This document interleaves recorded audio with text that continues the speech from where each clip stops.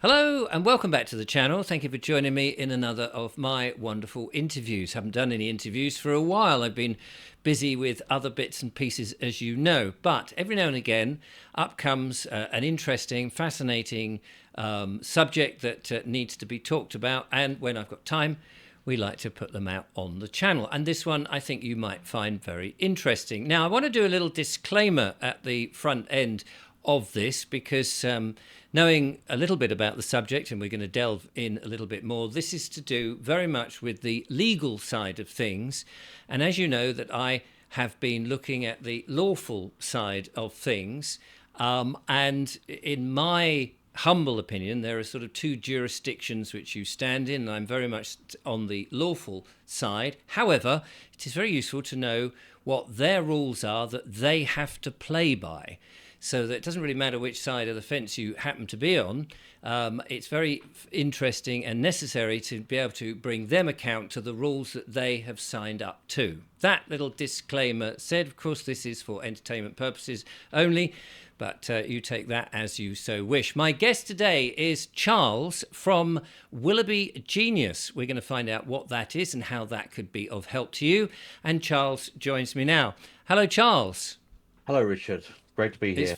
It's very lovely of you to join me, and we're going to find out a little bit about this app that you've been developing, in that it can help people. I think you call it like a solicitor in your back pocket, or a legal advisor that you can whip out and quickly deal with those people who are enacting the legal acts and statutes at you, and you can call them to account and see if they're actually making it up as they go along, which does seem to be the case in many situations. Is that about right?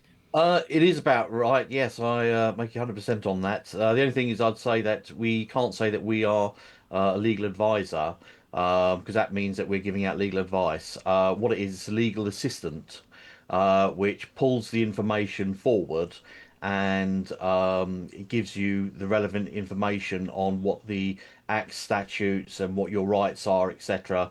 What people can do, can't do, so on and so forth. Willoughby Genius is part of a Willoughby Trinity. Basically, we originally put together the first app, which was just basically Willoughby, and what it was, it gave you the ability to find out what your rights would be if you were stopped in the car by the police, if you were stopped walking down the road by the police. It can tell you, what, do they have the right to ask for your name, etc. It gave you all the details and the laws. The problem was with the original Willoughby, it was, although it was unique because it was the only one in the marketplace like it, we needed it to have more power and more computing power as well to find information out quicker. Hence the reason why we started the Willoughby Genius project. Now, when we did this, trying to put all the ideas together, we had an opportunity to make it really, really special. But the problem was the package was getting bigger and bigger and bigger, and it was going to take longer and longer to develop it. So what we did is we decided to split it into three separate areas. Now, the first area is going to be Willoughby Genius, which we'll talk about in a second, which is basically a legal defence assistant in your pocket to help you. So, In just to interrupt there, is that the sort of thing that you can use there and then? So Yes. you've been stopped by the policeman, you can see him about to walk round to you, and you think, "Hello, what's going on?" You can quickly whip this out, and you can say, before I answer any of your questions, let me just read what my rights are, just to remind myself where I stand. 100%.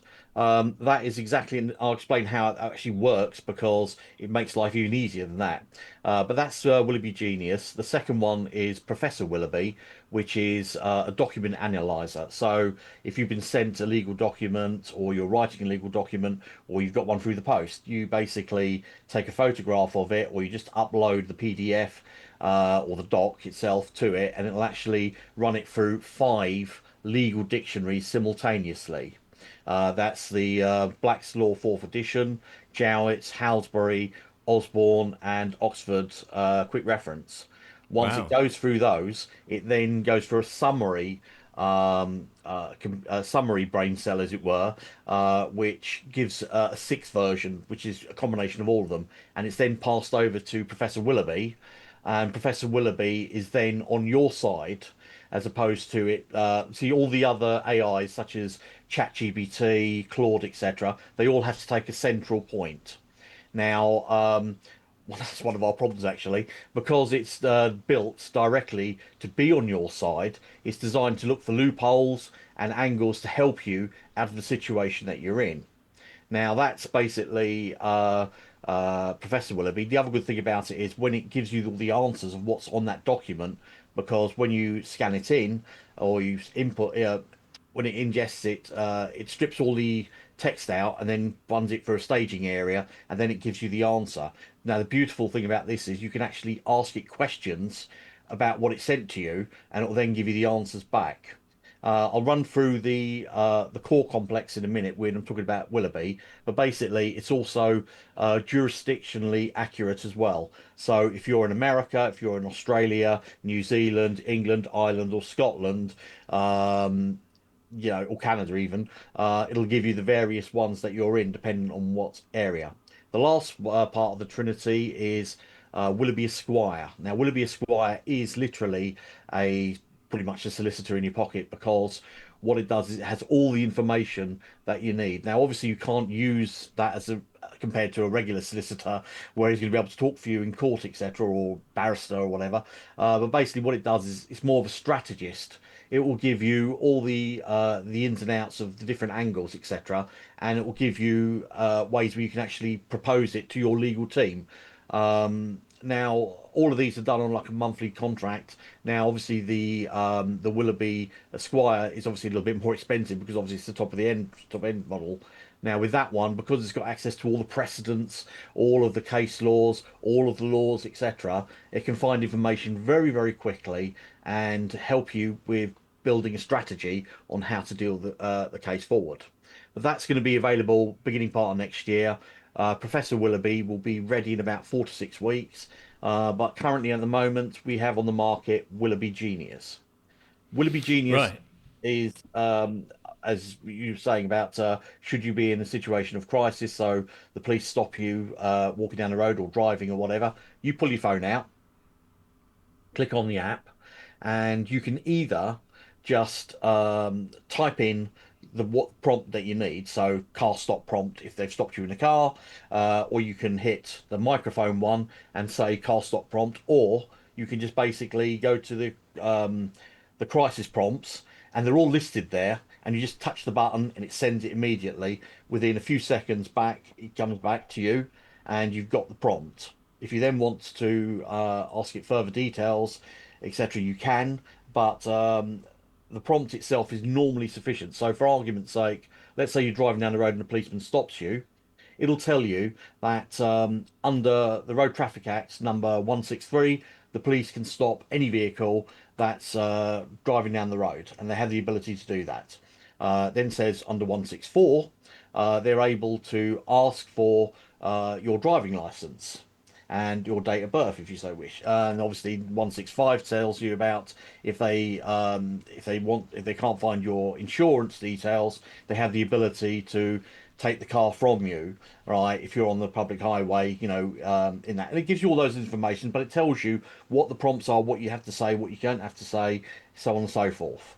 So Yeah, if you just sorry to interrupt sure. there, but just let's say you're on that last example that you've Yeah, given. You're driving along, you get flagged down by a policeman for whatever reason, and he says it's come up on our screen that you haven't got any insurance. You said there that he's got the ability to seize or confiscate the vehicle. And have you got any? Can you sort of prevaricate on that? Are you able to say, well, what do I do in that instance? I don't want him to take. Say you've got, I don't know, you've got delivery of very expensive or heavy stuff that you can't take out, or you've got your children, or an elderly, vulnerable parent or something in the car, yeah. and I'm in short of getting insurance there and then and ringing up some firm and saying, hello, look, I'm stuck here, I need to get some insurance. What could you do? Okay, Just first of all, I need to clarify one thing.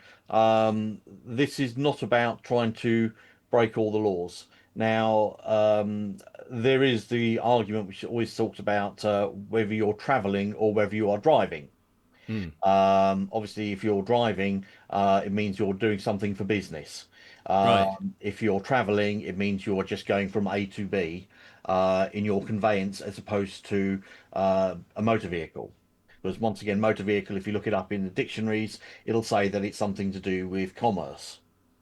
Don't they Now, always say it's a mechanically propelled vehicle or something, or yeah, some sort of thing? And they always say, I mean, you can't argue that it's not mechanically propelled. yes, but when you look up the definition, you start digging down deeper, you'll find that it's all to do with commerce. Because when they say that you're a driver is someone who is operating a vehicle for profit Like a or taxi pay. driver. Taxi driver, bus driver, Yeah. coach driver, lorry driver, so on and so forth. But to be quite honest, if you are driving without uh, insurance, then this is Willoughby's not going to help you other than probably create a defence if you're going in, for some sort of legal issue because but basically you are breaking the law, right? So it's not designed to try and get loads of people just to break the law. I'm trying to make that as clear as possible. No, What it, no, I yeah, was sure. just using it as that was an example. I mean, clearly it's an idea to have some insurance because if you do prang somebody, you haven't got the finances to pay the difference. You're in Yeah, it's on hot you. water, aren't you? Yeah, but I mean, Absolutely. if it's say for argument's sake, it is they're saying that you haven't got insurance and you actually have got insurance. It'll show you that you can, what your rights are, and obviously if you can Yes. prove that you've got the insurance, etc. And because a lot of times, when you watch the videos out there, it's quite embarrassing where the police don't even know what the regulations are themselves. Well, Some of yes. some of them turn around and say it's under Road Traffic Act 160 instead of the various different ones, or some of them just turn around and say under the Road Traffic Act, and you ask them what section, they say I don't know, and it's their job to know. Yes, exactly. Well, I mean, no doubt your device would be useful for the police themselves to know exactly which act they're acting under. Not that necessarily you want to hand that power to them, but to be able to pull them up on the specific things. And just to sort of finish on the insurance thing, I mean, Mhm. I guess it's possible these days that your insurance could lapse. You know, it could be yesterday it went out, and so many of these insurance companies do it by annual. Just if you don't do anything, they'll just Roll it re over. roll it over. But if they haven't, then of course, have you got an argument to say, well, they normally do that, but they haven't on this occasion, and we're all You so can busy. Yeah, I mean, you can always argue something like that, but I mean, to be quite honest, if you are caught without insurance, you're caught without insurance, Yeah, and to be quite honest, it doesn't matter what app you've got. If you don't have insurance, you're asking to be got at basically by them, yeah. and you're asking to be prosecuted. But if it's say it's a red light that's one of your brake lights has gone out, and they want to again, I mean, are you able to? I mean, because in the old days, I mean, I'm old enough to remember the old days. Got stopped by the police, brake lights out, and you go, "Oh, is it? I didn't realise." I'll go and get that done immediately, and it was like, "Yeah, okay, mate, on your way. You'd been cautioned or told or whatever." These days, it's any excuse just to extract money out of you or get penalty points or to get you on one of those wretched how to drive your car Speed again. awareness courses. Yes, that's it. Yeah, I mean, basically, with those sorts of things, where they're looking to try and basically policing for money, really. Mm, It's the same things. I mean, half the time, it's not just when you're driving the car. Like, I mean, you watch some of these auditing videos, and you tend to find that the auditors are well within their rights to do what they're doing, but the police decide that they need to try and make up the rules. When they're not actually, they're being paid to police by using some set of rules, and they decide that they want to try and make up their own, or they just don't know the ones that they are supposed to be doing. So what they yes. do is they try and bluff their way out of there and make the stuff up on the spot, and it's quite embarrassing, really. Well, it's embarrassing if they don't know. And I mean, some of these auditors, they are poking the hornet's nest, aren't they? But I suspect that they know exactly what they're doing. They know the boundaries themselves, and as Sure. you say, it shows the police that they should actually have just ignored them, because they're going to come off worse at the end of the day. Sure. Well, this is actually good for auditors as well because within the prompts that we have there, they're not just you see, we've got over 400 prompts in total, and it covers all sorts of things from um, driving, being stopped while you're driving, but it also covers things like public photography. So if you're out there auditing, or if you're just taking photos in general, and you want to know what the laws are, you've got that ability to call that up.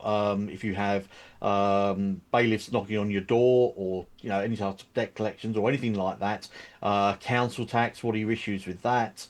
All these things, if you want to clean your credit file and stuff like that, all these things are built into it, so you can actually pull the information. It has the largest consumer legal database in the world. Over 750,000 legal entries have been crammed into it, which is the So reason why I what's look the way I do, because I've been doing it at night. Well, let me ask you then about council tax, because that's something that a lot of people have been up in arms about hmm in recent times. And on this channel, we have gone down and looked at the validity of it or not. And so, as far as one can see from the various guests that I've had on here, council tax is a fraudulent tax. That over since I think 1993 it was, that they've done away with certain aspects of it, that the judge doesn't have to sign it, the liability order isn't even written by the courts themselves or by a judge, that it does come from the council. Is that all in within your app that you can In argue actual, for? it's got three sections towards the council tax. The first part is the basic council tax information. The second part is if the council tax decide that they want to try and do an attachment to earnings to try and get the money. So how to deal with that, how to deal with your bosses, and give them the warning that they can't do things like that. And it's then got something. It's got a series of prompts under the heading of nuclear prompts. Now, the reason why I call them nuclear is because there is no defence against it, Right. right? Meaning we have things like obviously bailiffs turning up, checking it out, the prompts for council tax, one for the company's house. The ID verification process. I've got nuclear prompts on that as well, and another one which is about changing your name with regards to the NHS, if you've done the deed poll change. But sticking with the council tax one, yes, basically the nuclear prompts are dealing with the council. To be quite honest, is a bit of a waste of time because no matter what you say, the sun could be glorious outside looking through the window, and they will be arguing that it's raining or snowing or something like that, no matter what, the diametric opposite to what the reality is. So it's a waste of time. If they hand it over to the debt collectors, basically you just need to make one phone call to them and turn around and say, do you have the liability order from the court, and can you prove that? Right? If you can't, then you need to desist immediately, and stop calling me or stop contacting me. Otherwise, I'm going to be bringing up charges of harassment for you. Now, on the crisis prompt, it tells you what you can and can't do. It has like the Wayne Leighton court case there as the Oh, right. landmark case. It gives you case law, and all the precedents are down there, so you can actually quote it then and there. It's Oh, the same brilliant. thing. It's the same thing with any prompt that you have. Case law is included. So if someone turns around and says, "No, you just made that up," say, "No, no, this is the case law," and you can read it and quote it straight away, right? And it's snookered. But certainly with the when I actually built the crisis prompt for the council tax, with the wonderful work that Wayne Leighton had done in getting that thing through, I actually was starting to feel sorry for the debt collectors because you are completely annihilating them, and you can actually prosecute them, right? And all the listings on how you can prosecute them are all listed there. Yes. I mean, one of the things that's always struck me strange about the whole business of anything legal is if you ever see pictures or go and visit solicitors, they have stacks and stacks of books to tell you what the law is. Hmm. And yet, people, citizens are, and I'm classing citizens as a separate case of people under the Sure. Bible or under God. But citizens, if you're in that jurisdiction, you're expected not to break the law, and if you do, you'll be penalised for it. But you don't know it. They don't teach you all those books to say, in order to be a citizen, a good citizen, you've got to make sure you don't break any of these laws. And here is a library that you need to go and read. I mean, it's a very unfair system in which, in the past, you drive into a bus lane and the next minute there's a ticket saying, oh, you drove into a bus lane, you shouldn't have done that. And you go, well, I didn't know that. And so it would seem that actually they've had all the rules and rule books on their side because they cost a fortune to buy. And anyway, you know, how are you ever going to know that? And Sure. suddenly you've contravened something that somebody somewhere in a smoke-filled room in some time in the distant past has decided is going to be something they're offended by. And so that's an offence. Something like this that you can go to immediately must be fixing the balance. Actually, it's not. It's actually it's more in your favor. It's actually tilting it in your favor. Right. And I love the way that the scenario that you just painted for a second, because that's exactly how we use it. Because what happens is we aren't supposed to know. We're not legal people, right? We Mm. don't need to know all this, that, and the other, right? But should someone decide to try and do something towards you, it is a self-defense tool. So basically, you just need to enter the details in there. Now, if it's not on a prompt, you can just literally ask Willoughby the question, and Willoughby Genius will give you the answer. Now, the thing is, when you sign up to Willoughby Genius, there are two questionnaires that you need to fill in. The first is your status questionnaire, which tells you exactly what you've done, what you haven't done. So, have you pulled yourself out of the system by creating your own company? Have you done registered a trademark? Have you registered an EDP? Have What's you what's an EDP?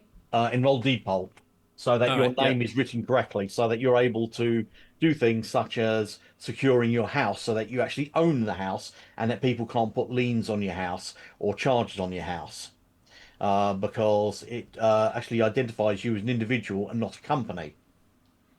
Also, we show people how to actually own your car, because you don't actually own the car. If you've got a V5 and you're showing that saying I own it, well, if you look carefully on the V5, you'll see that it says this is not proof of ownership. Hmm. Right, so we show people how through the process of Would a how to actually receipt own it. not be the proof then? If you've got a receipt, then that's yes, you do. But we also have something else which is called a transfer document, which pulls the receipt away from so it shows that you are the owner, but the keeper is could be your company. If you've set up a limited dormant company, which is a perfect place to keep your vehicle, as in on paper, as it were.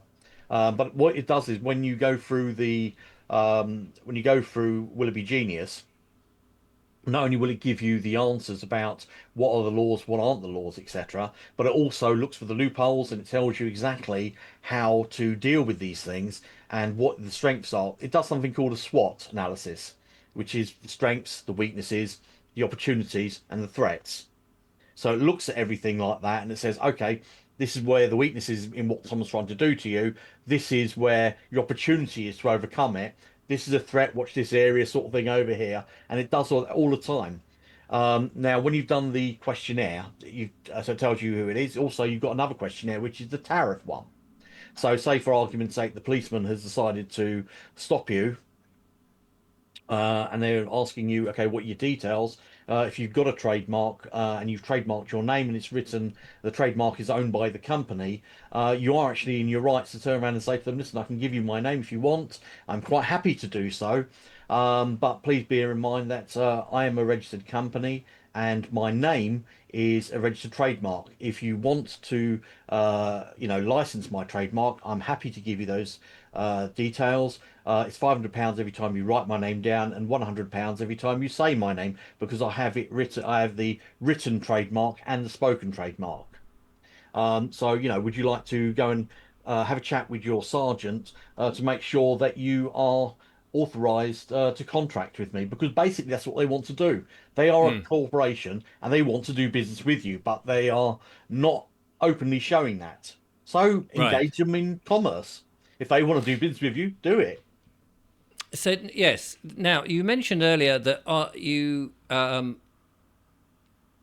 on a minute. I just got to try and remember how you phrase it to do with the car. That oh yes, on the V5 it says this does not Yeah. say that there's any proof of ownership.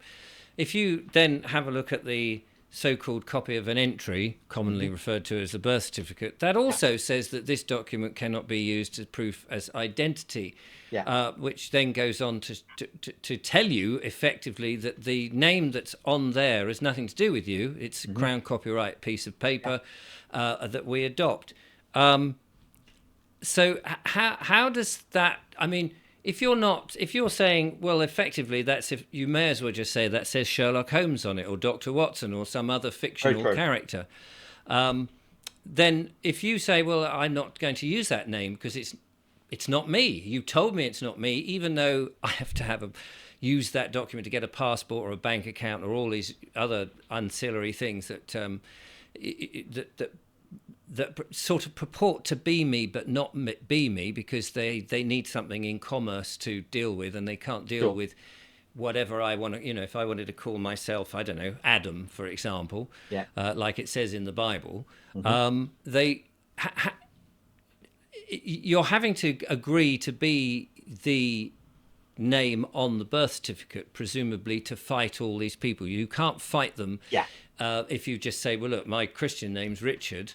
No, no, you can't do that. What you do is you need to play by their rules, right? But the thing is, they're not very good at playing by their rules. So what you do is you make sure that you've done your rules, their rules, but you've done it up tightly. Now, this is how you Right. do it. Okay,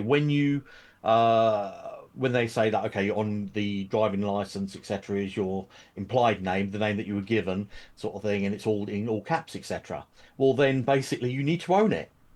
Now, the way to own it is very simple. The first thing you do is, you see, when they've given you that name, the reason why it's in all capitals is because they are making you into an implied company. Right. Now, there's only one thing which is better than an implied company, and that's an express company. So if your name is John Henry Doe, and that's your implied company name, all right, so therefore other companies can deal with you, etc., will then make it an express company. So go to Company's House and buy the company name, John Henry Doe Limited. Right, now What you if there's own. already a John? If your name is Fred Smith, there's bound to be quite a lot of Fred Smiths or John Smiths.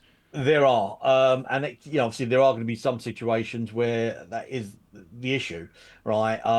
Unfortunately, if you are in that scenario, then you're going to have to try and think outside the box to try and make it work. But on the whole, the majority of people should be okay. I The guess they've got second, middle names as well, haven't they? yeah, Which yeah, would help. which is your correct name, because if your name is John Henry Doe, someone calling you John Doe, it's not you. If someone Right. calling you JH Doe, it's not you. John Henry Doe is what your name is. So if you've got that name and you've made that an express company, right, by putting the limited on it, Company's House will openly tell you that there can only be one company with that name, right? So if you've got the limited part on the end of it, you've got it, right? The second part is if you do the trademark on it, you then own the name without the limited on the end. So that is you. Now then, no one Right. can take control of it because you own it. You own, on one hand, you have the certificate of incorporation, which proves that you own the company, and the other hand, you've also got the trademark certificate, which says that you own that as well. Now, of course, if you put the trademark, the ownership of the trademark, into the company, that's double backed everything, which means you do own that name, and they can't mess with it. Right. I'm with you. Yes. Well, I think we had the Hornsey Academy guys who have been talking about this on the Carl and channel. Alex from Hornsey Yeah. were brilliant guys. I'm part of their group. In fact, even in my group. But whenever Carl has a meeting, I always like to go on there, and that is exactly where I got those ideas from. Because credit where it's due, Carl's been, working on this for donkey's years. I mean, 30 odd years or so. I think he's been working on this, and he was the one who pointed me in the right direction from there. I didn't come from the idea of setting up the company. I came from the other side, where I was studying ancient technology and history of money and stuff like that. And then basically, when it was like the missing piece of the puzzle, when I was exposed to what Carl was showing, and it was like, yes, that makes sense, except that everything started to fall into place. But Yes. yeah, so I mean, I fully agree with what Carl is saying on that. Yes, no, it's and as you say, then they can't write it down, and that sort of they can't quote anybody, and presumably they can't bring it up at court or anything like that without having to pay a fee. Well, it's not so much that. Basically, it will never really get to that situation because if they are taking you to court, now when I'm talking about going to court, the laws of the land versus obviously the legal side of things. Laws of the land meaning do no harm to anyone. So don't beat anyone up, don't kill anyone, do no harm to anyone's property, don't steal or vandalize anyone's property, and don't act mischievously in business. Those are the three ancient laws of the land. Now, Where? I mean, one of the questions that I've always got really is where is that written down that people can sort of verify, if you like? Because while it's very noble, and I can't think anybody would have any problem with it because, as you say, do no harm. I mean, it's very much like in the Bible, love thy neighbour. If you love your neighbour, you're not going to harm them. But and so that's written in the Bible. But the do no harm, do no cause no loss, and all of those sort of things. Where can somebody go and say, okay, I can quote this as a legitimate source? Because the advantage legislation and all that has is it's written down, and you can go online and you can look at it as horrible as it is, yeah. and it's their rule book, as it were, and or their version of the rules they want to use. Where can you find this other than a lot of people coming online and saying it's ancient wisdom, it's ancient this, but it's where is it? Okay, originally a lot of these laws were penned together. I think that you'll find them in places like the Magna Carta and whatever. I'm not 100% on it. I know they're ancient laws, right? And pretty much everything after that was pretty much acts and statutes, right? Mixed in with a healthy dose of maritime law and all other things mixed into it. I think it was it Mansfield, the one who tried to amalgamate them all together in the end. But the acts and statutes are a different thing to, as I'm saying, if you're going into a court situation, you can't turn around and say, you can't do anything to me. I murdered that person, but you can't do anything to that to me because I've got my company. If it's something like that, then you are obviously accountable for what you've done. If So you, that's the difference between criminal and civil, presumably. yeah, yeah, if you've done something, if your incident about driving in a bus lane or something like that, or you know, you were caught swearing in public on the high road or something like that, and the policeman decided to try and stop you and try and press something on you for that. Basically, you have. If you're in a situation where they've got you in trying to get you into court, they're not trying to get you into court. When you were given your implied name, the way I try and explain it is, you were given like a cardigan, and as you grow in life, the cardigan's still with you. Now, your cardigan could be Richard Vobes in all capitals, right? Whereas your Richard Vobes in upper and lowercase, the person. But Hmm. when they're talking to Richard Vobes, they're actually referring to your cardigan, not to you. Now, if you're wearing that cardigan, right, and they decide they want to throw that cardigan in prison, right, and you're still wearing it, you're going with it. Yes. Right. No, yeah. If you did, so is it not better to dispense with this cardigan right from the start and say, do you know what, you have the cardigan back, mate. I don't want anything to do with it. I just want to live my life, and I'm going to live as honourably as I can, and I shall do no harm, and all the rest of it. Love thy neighbour, etc. Okay. and not have anything more to do with the whole legal Well, system, if there is that there's is a couple of issues with that. right. Yes, I agree 100%. Living in the private is basically where you take that off and you've got your own blue cardigan, which is different. Right. Now, the problem is, I try to spend the majority of my time living in the private, but you do have to engage with the legal at times because if you want to have a bank account, you need to be in the legal. If you want to negotiate broadband deal, right, or Sky Television, or if you want to do something like that, you have to engage with the legal. So the best thing to do is to be able to have it, right, put it on when you need to, do your negotiations and take it off and go back into the private. So you're stepping in and stepping out, right? Right. Is the way I sort of see it. But the thing is, yes, I agree 100%. You don't have to, if you can live completely out of it, you'd probably be better off. But the thing is, it's not practical Mm. because if you're not living in an element of your time in the legal, you have no mobile phone, right? We're on a contract, right? You can't do this, you can't do that, etc. Also, likewise, when you are driving down the road, um, you know, you can't turn around. The idea of ripping up your old driving license and saying, no, no, that's not me anymore because I'm not there. But obviously, if you're driving to work or something like that, or you're using your car for work, then you are driving as opposed to traveling, depending on what you're doing. In which case, you can step in to do that and then step out when you stop driving. Now, how do you then persuade how do you would you persuade a policeman? Say you're driving down the road as before, and your red light is going, or whatever the reason, they've stopped you, and they come up and they may have said, "Are you the driver of this vehicle?" And you may have said, "Well, I'm travelling to so and so," so to deflect that one away, and then it comes to the point that says, according to the number plate in the V5 document, you are, you know, Fred Smith, whatever, Yeah. and or can I see your driving license or any of these things? Are you not in a position to just say, well, actually, that's not me. It's You not. It's can not you can do all those sorts of things, but I mean and you can actually go because through they to can't prove it. How could they prove? How could they prove it's you that this driving license? I might have a picture on it, but anything can be created in AI these days, so sure. that's no thing. But how could they prove it? Because at the end of the day, the only document that they've got to sort of say that you are this person is the birth certificate, because it all comes back to that. And then even on that, it says, well, you can't use it as proof. Yeah. I mean, to be quite honest, you can fight with these people all day long on it, but the thing is it worth it? The most common sense way of doing things is to use it when it's in your benefit and not theirs.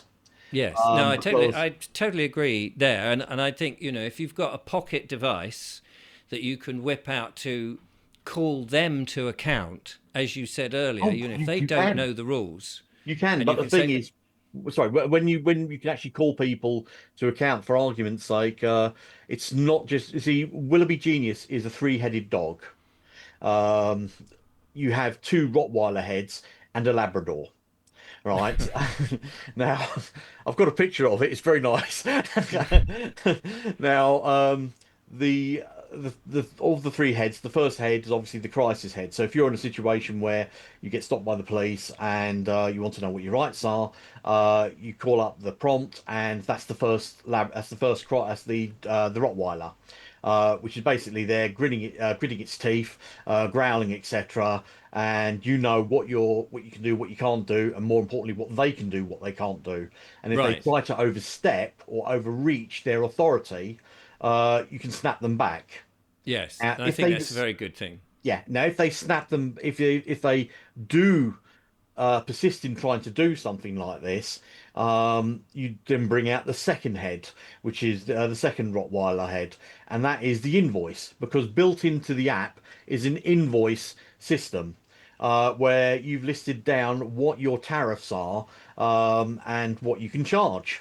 Right, so if they decide that they want to, let's say they want to stop you, they want to try and tow your car away when they shouldn't be, you can turn around and say, not a problem at all.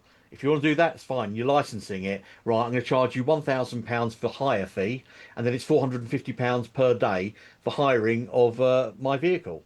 If you want to try and clamp it illegally, not a problem at all. It's £1,000 for the clamping fee, and then it's £450 or £250 per hour, whatever it is that you've set as your tariff, right? Per hour that is incapacitated. And it does work because I had the Cedar Group at my doorstep a couple of Fridays ago, and the No, guy blimey. clamped my vehicle over a ULEZ charge, and I said, "You can't do that." And he said, "Yes, I can. I'm clamping it," and he clamped it.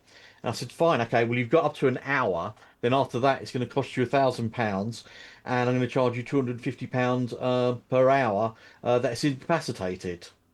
And when he then realised that under paragraph 10 of section 12 of the Tribunal Courts and Enforcement Act 2007, you cannot take control of goods that do not belong to the debtor. So consequently, he had to let it go, and there he was giving it all big and big and bullshit, in the garden. "Oh, I'm going to do this, I'm going to do that, etc." And a few minutes later, he was sort of cowering away in his little van as he was pulling away. Mm. My wife was standing there waving to him, "Bye," which was rather amusing. But the thing is, the bottom line is, you can actually invoice people from there as well. Now, the third head, which is the Labrador.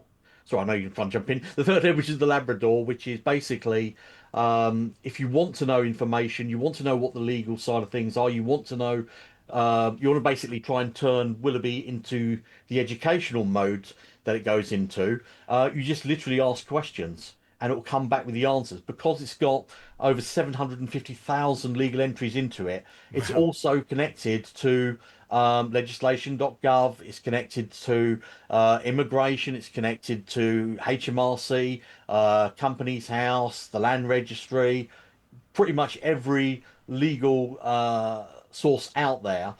We are hardwired to, and Does it's it full need the information. internet to operate, or is it on all in the memory of the app? No, it does require internet because it's you can't if you tried to put it onto on your phone and just have it there as a standalone device.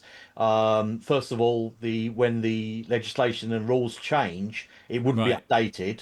Yeah. First of No, all, I understand that. secondly, the other thing is it has continuous memory.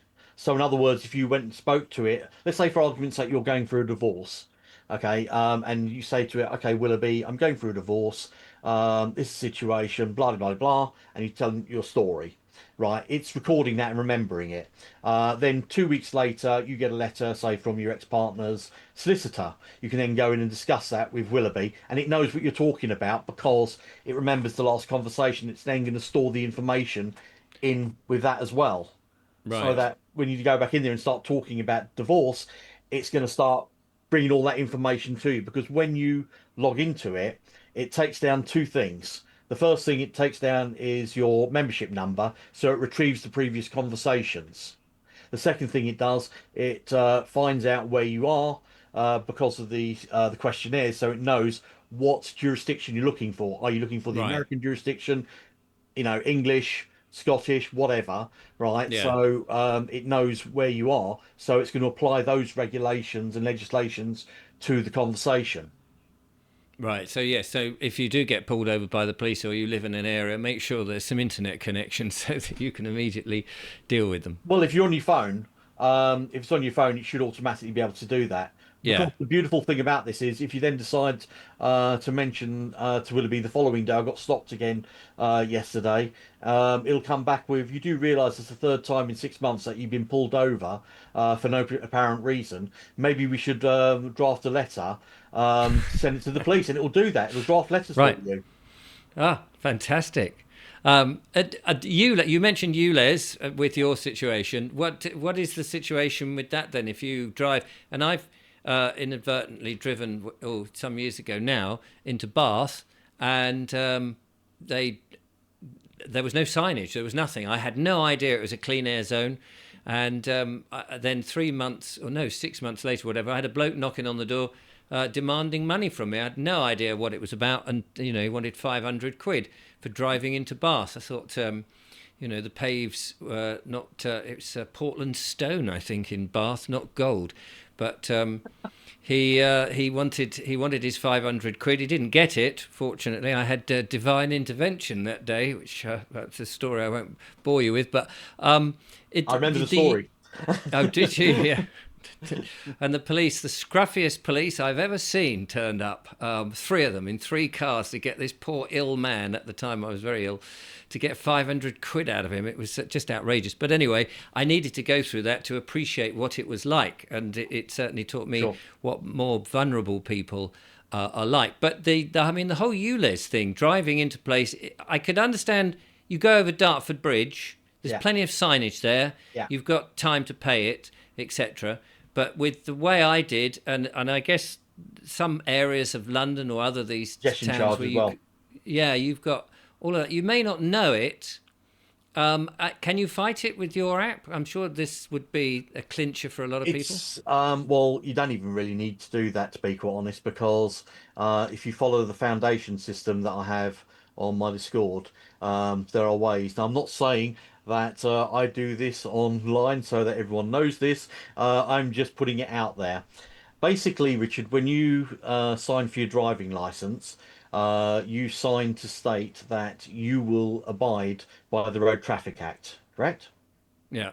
Right. Now, if you then put your car into your dormant limited company name, okay, and then you've done the transfer document proving that the ownership of the car is you, the person, and not the registered keeper, which is your limited company, right? You've now separated the owner from the keeper. Now, Right. what will then happen is if there's an incident, what will happen is you probably get a letter from the police stating something like under 172 of the Road Traffic Act, you need to identify who the driver was as we wish to prosecute.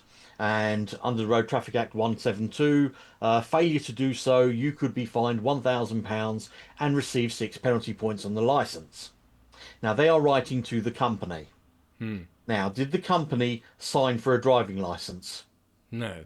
Well, if they haven't signed for a driving licence, they have not agreed to abide by the Road Traffic Act, first point. Right, so therefore they can't be fined £1,000.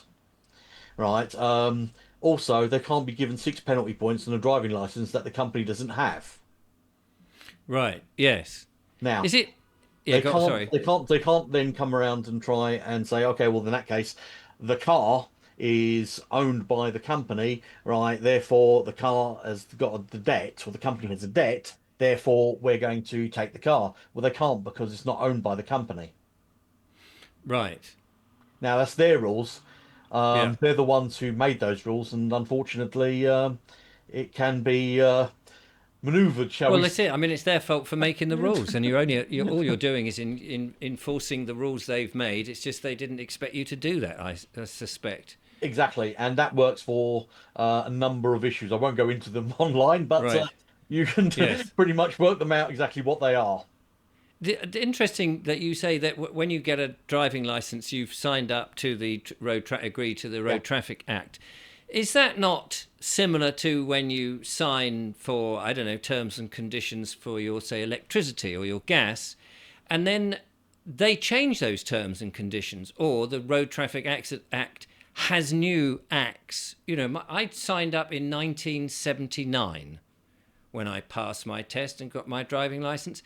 I dare say there are some that are still on the statute books, but I dare say there are a whole load of more things, like ULEZ, that didn't exist back then.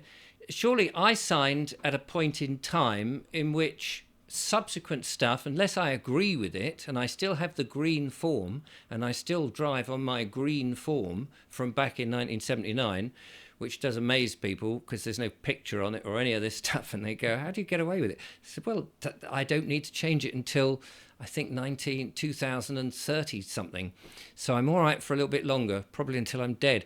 But is that not the case, that you've signed at that point in time things like ULEZ wasn't a thing. And could I not say, well, that's you've changed the terms and conditions? I haven't signed for those. Yes, you can, but there are if you do it this way, um, you don't need to even have that argument. Right. Yeah. No. It was just a mute point. It's And I'm like saying no, there these are are a the number sort of of things things. I lie in bed and think. Well, hang on a minute. I didn't. As I'm sure, Where indeed, do you you think must I have came done a up with lot my of. idea like that? It was literally lying in bed. I mean, Yeah. basically, I look for the most simplest and straightforward route that is uncontestable, and Yes. you do it that way. It's uncontestable because it's exactly what they're saying. Yes. Yes. And And you can point to. I absolutely get that. I've been in situations like that, and they are left rather dumbfounded and sort of go away rather miserable looking and deflated. Yes. But it's their laws, not ours, right? They're the ones who Absolutely. decided to create them, so So it's not their fault. It's So not my tell us fault. where can people get more information and if they're interested, get this app and Okay, all of that. that's a very good question. Now, I thought you might want to tell them. no, yeah, very good. The reason being is because of this. When we originally set up the first Willoughby app, we had it on a platform called WOP, WHOP. Now, when Right, we put that on there, that's like it's a good platform where you could try and test things, and it's a software platform basically. And the right, idea was that okay, we were going to run it on there for a little bit until we get all the bugs out of it, and then we were going to put it onto the App Store and then Google Play and stuff like that. yeah, And that was perfectly well within our reams and had to do that. And then what happened is we then decided to make Willoughby Genius, which made it more intelligent, etc., and made the AI on your side. Um, this is where all the wheels sort of came off a little bit because when we had it on WAP, one of the payment processors, Stripe, yeah, did search into our product and realized what it could do, realized its power, and decided to put us on the forbidden list. no, they didn't Right, like so it. we're up there with gun runners and drug dealers, and all we're doing is trying to sell a legal app. So basically, then they basically put us on that list. Then PayPal did the same sort of thing. So basically, and I've actually sent you the proof of that, so you can verify that. But the basically, we're not allowed to go onto the App Store. We're not allowed to go onto Google Play because we are on the forbidden list, forbidden business list. So the only Right, way to get us is directly by going to www.willoughbygenius.com. right, If you go directly to there, you can sign up directly to us because of the system that we have, or the issues that we have with Stripe and with PayPal, etc., and trying to get them the processing done. The only way that we can do it is it's done on a monthly basis, and what you do is you do a bank transfer and a standing order, and that's how you carry on paying it. You're not held to any particular time. If you find that after 1 month it's not for you, you can just cancel it. Now, the way that we actually decided to try and get the word out there, because we are in 7 countries now, 8 if you include Wales, but right, yeah, 7 countries, 7 jurisdictions. So the way that we've actually decided to do this is to try and help give something back to the people who are trying to push it forward and recommend it to others. The cost of Willoughby Genius is £25 per month.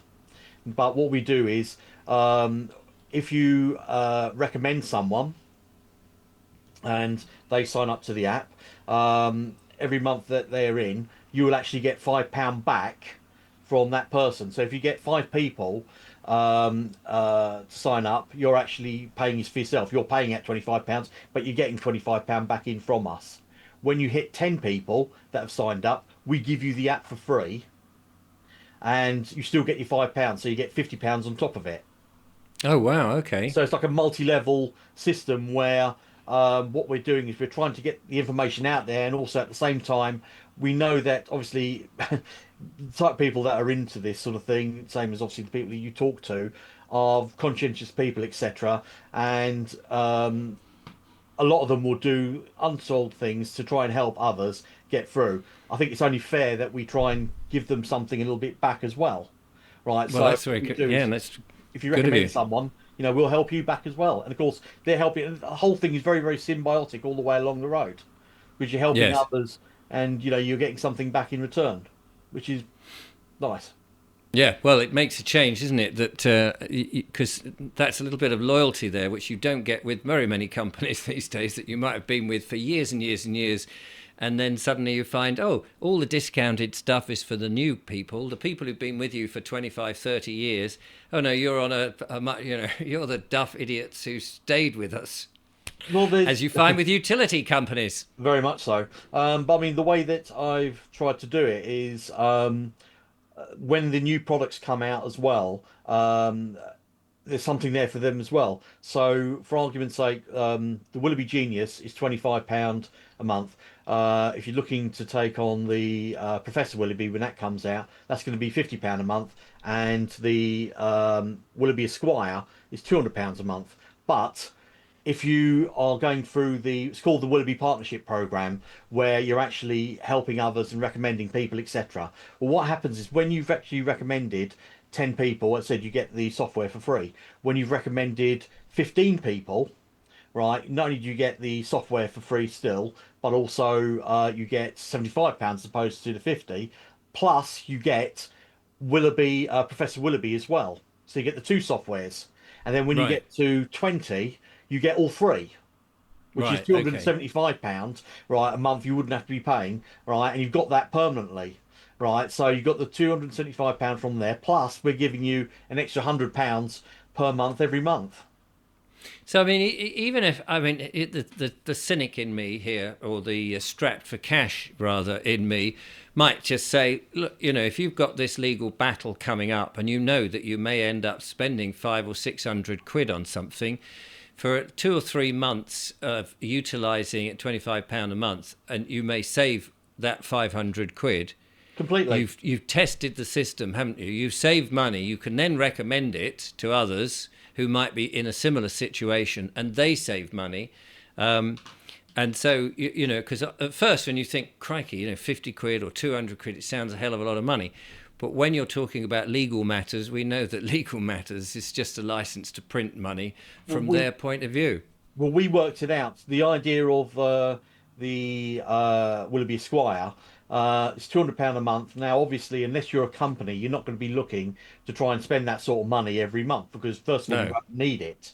But if you are, let's say, for argument's sake, you are a company and you are having, lawyers or whatever on a retainer anyway, right? That's less than 1 hour for their Yes. time, and you can Well, talk to them exactly. as One much. letter, isn't it? It's Yeah, one letter. yeah, and you can talk to them as much as you like, 24/7, Yeah. right? Because the AI doesn't go to sleep, No. right? And what it does is it'll actually see the beauty of it is all of the the defendants, legal team, the prosecution, and the judge are all part of the same group, the bar. Yes. The Well, they've all the sworn Bar an oath to Guild. the bar. However, Willoughby Esquire, right, Willoughby Genius, and Professor Willoughby haven't, which Right. means that their loyalty is to you, not the bar. So they will Yes. tell you things that maybe your solicitor may not want to mention to you. Yeah. And No, they I totally get that. Yeah. Now the thing is, when you do something like this and you've got the tools there, you know, the amount of time and the amount of money that it's going to save you on long term is crazy. But the thing is, the way that we want to try and do it is we're not just trying to make it into like a cash cow or something like that. We're looking to try and empower people and help people so that they can all rise up. Right, Yes. and by doing that, they'll know what the regulations are, the legislation, what their rights are, what they can do, what they can't do, right? And they know that if someone is overstepping, right, not only can one of our strap lines is, don't get mad, get paid. Yes. Because you I mean, listen. just on that point, I mean, one of the things that worries me is that once you stay in the legal system, it seems that if they see people winning, let's say too many people winning, they're using your app and they're pulling them to account. They're winning and they're invoicing their left, right, and centre. But all it's is that you're still playing by their rules. Will they not just change their rules? So that I That's the mean, that's the point. I heard from an ex-policeman on a video this morning that in Thanet in Kent, Yeah, they are now trying to charge people for swearing. yeah. And somebody sent me a thing saying if you pick blackberries from a hedge, you could be charged 300 quid. I mean, it's ridiculous.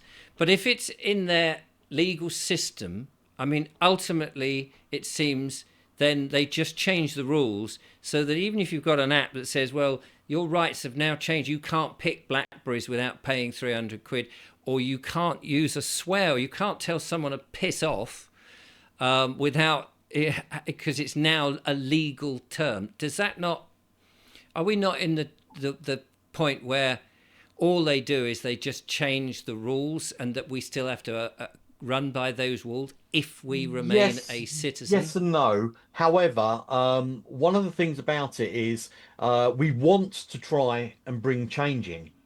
Right? Mm, I'm not trying to create some sort of anarchistic society because you do no. need laws, right? But the thing is, you need to have laws that are sensible laws and laws Yes. that are in place. I mean, the idea, unfortunately, as you know, each year goes by, the police are becoming worse. Right, and Yes. when you only got to look at some of these people who have had their houses repossessed, where or bailiffs have been to their house, and the police are actively on the sides of the bailiff. Now, basically, that's a Section 26 breach. Now, how serious Section 26 is, right? If you do someone under that, it carries a custodial sentence of But 14 we years. never see them going to court. I mean, I watched a video the other day, and I know the chap who was filming it, Chris Brooks, about a guy who was arrested. I saw that one, Um, yeah, in yeah, Thetford. and he said, look, you are the police. You are acting outside. That you're supposed to be here for a breach of the peace. They were arresting. They got him on the ground. He was stripped down to his waist, and he was on gravelly ground. They had his arm behind his back, but the question is. And he said to them, this is liable. What you're doing is a custodial sentence. Will Yeah. it? But we never hear that, do we? We never see those policemen later on being saying, "Oh, I've got to go to court now because I actually acted out of the jurisdiction that within the rules that I'm supposed to do." We never bloody see it because they seem so corrupt that actually, you try and make a case that they say, "Well, we're not interested," and they've Well, taken the law into their own hands. the beautiful thing about this is, with everyone using, mobile phones and stuff like that to record, and of course with the obviously the body worn cameras that police wear as well. Don't always count on those because their information goes missing from time to time as well. Oh, always missing at the Yeah. appropriate moment, doesn't it? Like However, Epstein in his prison. yeah. What we need to do is we need to start bringing charges against these people. Yes. And the more charges more times we do this, right? It's like, throwing enough stuff at the wall, right? Some of it's going to stick. Now, the Yeah. more, once you've got three or four, five people, right, that have been done on Section 26, right, and the police will actually they'll have to start dealing with this. Well, And exactly. I mean, you only need a couple of policemen going to court, going to prison, don't you, for 15 years yeah, because they acted outside when they were just there to be peacekeepers. yeah, but the thing is, And then the rest of the police are going to think, hang on a minute, this isn't for me because yeah, but nobody the thing really is, wants to go to prison. if they're standing by, we teach this in our training, our Yeah. foundation training, and we have during our meetings we have role play, right? And part of the role play is if you've got the policeman at the door, right, with the bailiff. The first thing you do is you say to the bailiff, okay, just wait there a second while I put the policeman on notice. And the first thing you do is you give the notice to the policeman. You say to him, okay, look, I understand that you're here today. Can you first of all identify who you are? They identify themselves on camera and then say, okay, great. Now, I just want to clarify one thing. This is between this man's company and my company, and you're here solely to prevent a breach of the peace. Is that correct? Once they get the correct in, you say, brilliant. Okay, well, under section 26, I would like to warn you that should you be acting outside of your authority, I'm going to be prosecuting you, right, or bringing up charges, right, both professionally and personally against you, right, under section 26, right? Do Yeah. you understand? And Right? this and then you put them on notice. I'm going to wrap up the interview, unfortunately, Sure. but I absolutely get what you're saying there, and that's what we do need to do. We need to get smart and act smart, just as you said, and do all that. Your app obviously is something that's going to help people to do that. Hmm. They can get it at willoughbygenius.com. I'll put the link in the description. Thank you. And people can have a look and what have you, and presumably contact you and ask a myriad of questions, as people no doubt love to do. Thank you so much for coming on and telling us about that. And I'd be fascinated for anybody who's using the system to let me know how you've got on, because that's the one thing that I've had numerous people with different things, people coming in on here, lawful this and lawful that. And then, of course, you never really know whether people have gone away and had successful results. So it's always good to get that feedback. You Well, obviously know it works. I have a Discord group as well, where we teach the foundation training as well. I'll send you the link for that as well. Yeah, we'll put that in the description. And people can come into the Discord group, ask questions, and talk to people who are actually using it. Talk to people who are defending themselves and using it actively against, in various situations. So they can ask as many questions as they like, as also, we've got nothing to hide. It's all out there, and it's there to try and serve a purpose. And the thing is, it's the same thing with when you're looking at trying to bring change in, right? The more times we can press people through small claims court, be it the police, be it debt collectors or whatever, things will actually change. Fantastic. Well, thank you so much, Charles, for coming in. And oops, I nearly lost you then. It's my screen is just playing up. For coming in and telling us all about it. The link will be in the description, as will be the Discord channel as well. And it'd be interesting to see how it goes. Good luck with it, and thank you for very coming much. on. Thank you very much for having me. Cheers. There we are, ladies and gentlemen. Do check it out. I'll be back with more interviews in due course. I've got a couple coming up in the next few days, and then I'm hopefully back on the land, escaping from all the nonsense for a short while. One needs a little bit of nature, like we all do. Until next time, thanks for watching. Thanks to Charles, and I will speak to you soon. Till then, goodbye.